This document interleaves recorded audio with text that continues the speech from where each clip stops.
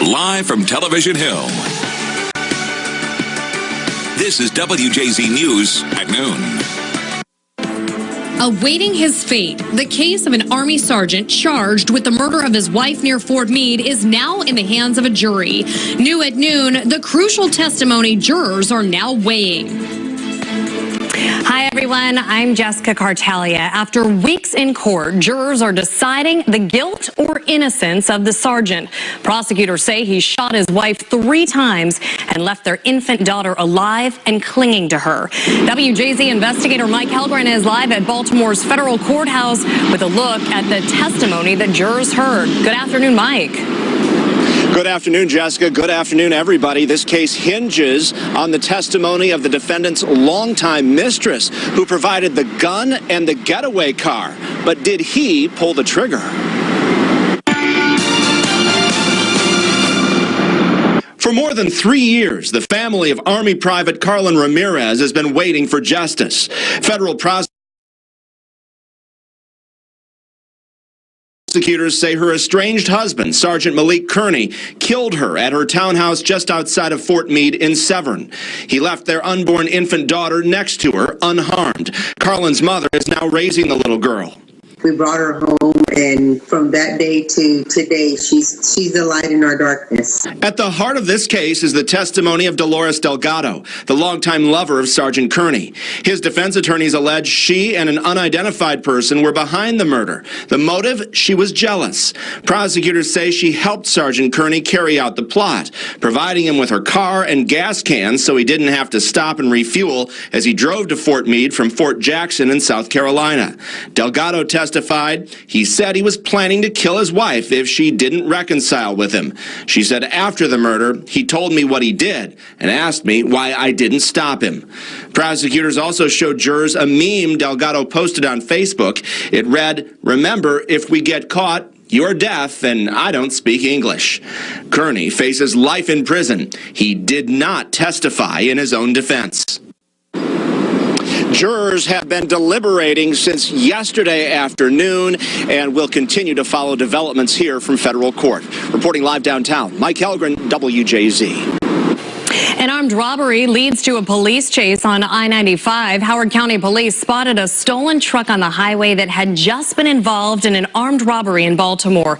When officers tried to stop that truck, that driver sped off. The officers followed the truck until it crashed on the ramp from Route 100 to I-95. 3 suspects tried to run, but they were eventually caught. No word on any charges.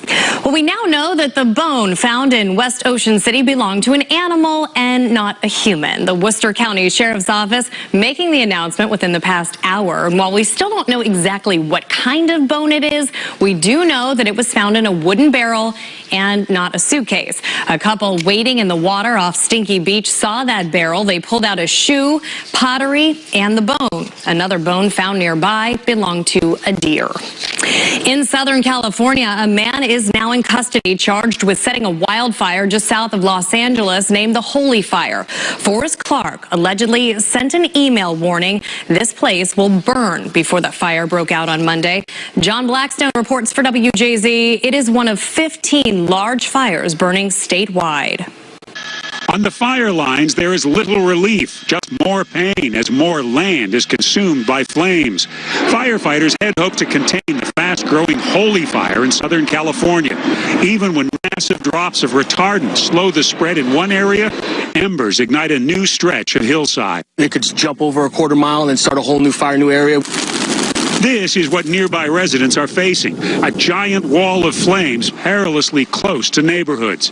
It's a scene played out over and over throughout California, especially in Mendocino, where the largest wildfire in state history continues to rage. What's this? This is the nerve center at the Mendocino Complex Fire Base Camp, where technology now helps pinpoint hotspots so that more than 4,000 firefighters know exactly where to deploy. How has it changed in 30 years? The technology has helped us out in the field a lot more. It's kind of information that I never had access 30 years ago. And there are signs of progress. This is one place where fire crews have been victorious, cutting a fire break stopping these flames as they came down this ridge. But they'll need many more of these victories before this fire is out. Until then, all the smoke now covers 3/4 of California. And there's another toll for thousands of evacuees. Right now, it's pretty much just day by day. Pray that, tomorrow will bring more containment. Well, some good news here. No rain today. Taking a live look outside. Sunny skies today and not quite as humid as things have been. Let's check in with Marty Bass, who's updating the current conditions. A lot to celebrate, Marty. No rain and our beautiful new home. Beautiful new home is right. And we're thrilled about it. And we're thrilled to share it with our WJZ Noon News audience. We built this one for you. Yep. Now, I got to give you a little honesty in broadcasting. When it was raining real heavy the past couple of weeks, yep, every once in a while I'd sneak in here and I'd see the set and I'd look up and I'd go, okay, the roof's holding. We're in good business. Today, no problems at all. Let's go ahead and talk about what's going to be a really nice couple of days. We've got a slight dry breeze coming in out of the west-northwest. And what we'll have as we move through the day is a fairly decent amount of sunshine and that slight dry air. Look, it's not San Diego type beautiful humidity, but it certainly isn't the oppressive wet blanket we have been dealing with. A high of 88 degrees this day, just as nice tomorrow. Then we've got to talk about the weekend. And there are a couple of question marks, and we'll address that shortly. All right, Jess, back to you. All right, Marty, thanks so much. Remember to download WJZ's weather app to keep track of our changing weather. Get hourly, daily, and extended forecasts, plus severe weather warnings. Just search WJZ Weather and get our app. Well, the Ravens face off against the Los Angeles Rams in the preseason tonight at M&T Bank Stadium. And if you're going, the new ticket system will begin. Starting tonight, all you need is your cell phone to get into the stadium. Fans can access their tickets through the Ravens mobile app. Season ticket holders were also given cards similar to hotel keys to enter the stadium. Other stadium upgrades include new video boards in the corner of the end zones, cheaper concessions, a Wi-Fi upgrade, escalators and elevators on the 500 level, and a brand new sound system. And remember to tune in on Saturday for our Purple Preview show. Sports Director Mark Viviano breaks down Ravens training camp as well as Thursday's preseason game against the Rams. That's Saturday starting at 11:15 right here on WJZ. And still to come on WJZ News at noon. The man who confessed to killing 17 students and faculty at Marjorie Stoneman Douglas High School says a voice in his head made him do it. I'm Laura Podesta with the newly released recordings of Nicholas Cruz being interrogated after the massacre. Eavesdropping on their customers, what Apple is saying about new privacy concerns. And just about the perfect summer day as we take a live look outside, seeing the sun with barely any humidity to go along with it. Marty has your updated WJZ forecast when we come back. My father passed his truck down to me.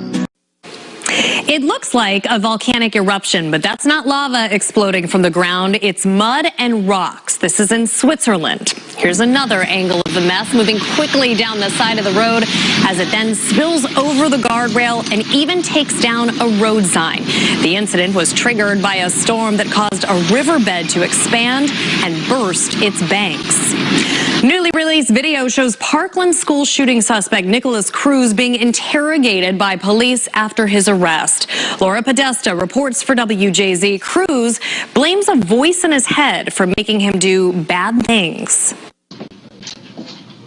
Wearing a hospital gown and speaking to a law enforcement official, Nicholas Cruz begins to explain why he confessed to killing 17 students and faculty at Marjorie Stoneman Douglas High School the afternoon of February 14th.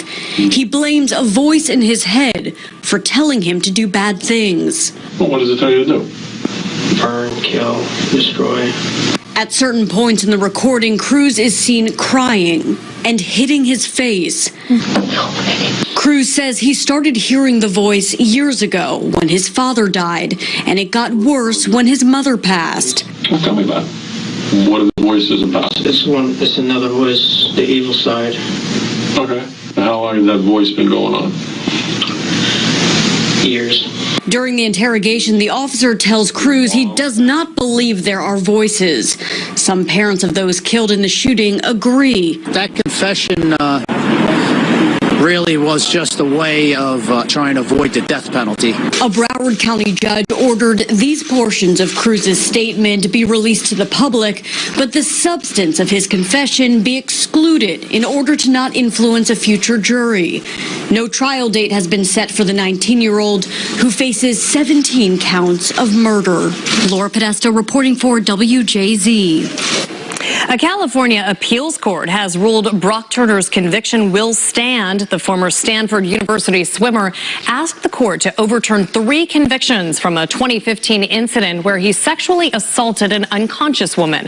Turner's case made national headlines in 2016 when Judge Aaron Persky sentenced him to 6 months in jail. Prosecutors had asked for 6 years, but Brock ultimately only served 3 months of his sentence because the jail was overcrowded. He is required to register as a sex offender. Some frightening moments in Las Vegas when a vehicle crashes right into a highway patrol car while the trooper was trying to get out. You can see the officer open the door moments before a vehicle hits the side of his car, ripping the door right off of its hinges. Incredibly, no one was injured. Police say the driver never stopped, but officers did receive an anonymous tip leading them to the suspect. She was issued a citation for several misdemeanors. Well, Apple is trying to put an end to privacy concerns, assuring customers their iPhones aren't listening to what they say throughout the day. Apple's Director of Federal Government Affairs says the device only listens when it's triggered by the words, "Hey Siri." The company also says there's a visual indicator that lets users know when Siri is listening to a request. Tech users have long questioned whether mobile devices and smart speakers could eavesdrop on private conversations. Well, you can now work for Amazon without ever having to leave your home. The company is looking to fill 200 virtual jobs in a number of fields. Virtual workers will receive the same employee benefits package as Amazon's full-time workers. That includes a discount on Amazon products sold and shipped by the retailer. Well, still ahead on WJZ News at noon, a perfect day to be outside as we inch a little bit closer to the weekend. Taking a live look outside, Marty Bass has your updated WJZ forecast when we come back. And here's a look at today's midday stocks.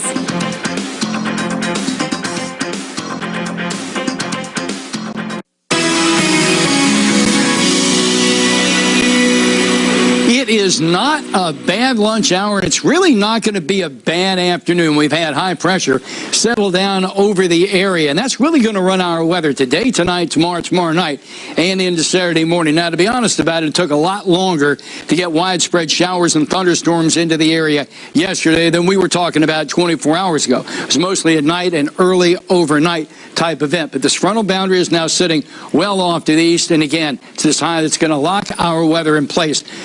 But that sets us up for problems over the weekend. I want you to note, as of tomorrow evening on the regional futurecast, we've got a stationary front just down to the south and a cold front just up to the north. And both are going to allow moisture to spread right over the area. Here's basically the sides of a road, and here's the moisture traveling on down the highway. You can really, when we look at the bigger picture, get an idea of the placement of what is going to be a disturbed weekend forecast. Look, at any time, Saturday night, Sunday night, well, frankly, into Tuesday morning, but let's particularly talk about the weekend, Saturday and Sunday. It could be variably cloudy, or it could be raining, or there could be a thunderstorm around. You may end up with 2 hours of sun, but then all of a sudden, here comes some more moisture and maybe a couple thunderstorms our way. So, I mean, it's just going to be one of those weekends to have a plan A, but have a plan B in your pocket. Meanwhile, today, tonight, tomorrow, no problem. 88 degrees is going to be the forecast, high clouds and sun, a gentle drier breeze out of the west-northwest. By the time we kick off a football game at Russell Street Coliseum tonight, temperatures will be in the comfortable low mid-80s overnight tonight. Still that dry, light breeze coming in out of the west-northwest at 4. 67 degrees under clear skies, your overnight low. We'll take a look at the 5-day forecast coming up shortly. Jess, back to you. All right, Marty, thanks so much. Still to come on WJZ News at noon, eating healthy, why a popular diet may not be right for you.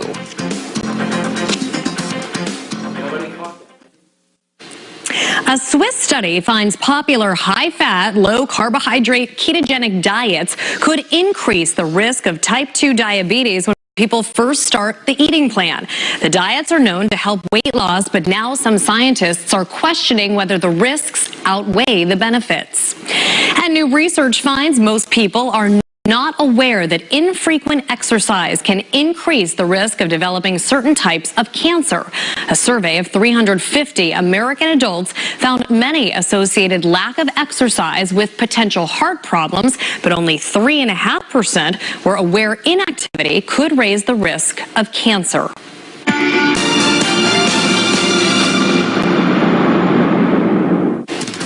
We'll be sure to check in with WJZ News today at 4, 5, and 6, awaiting the verdict in the case against a man and his girlfriend in the murder of his ex-wife, a soldier at Fort Meade.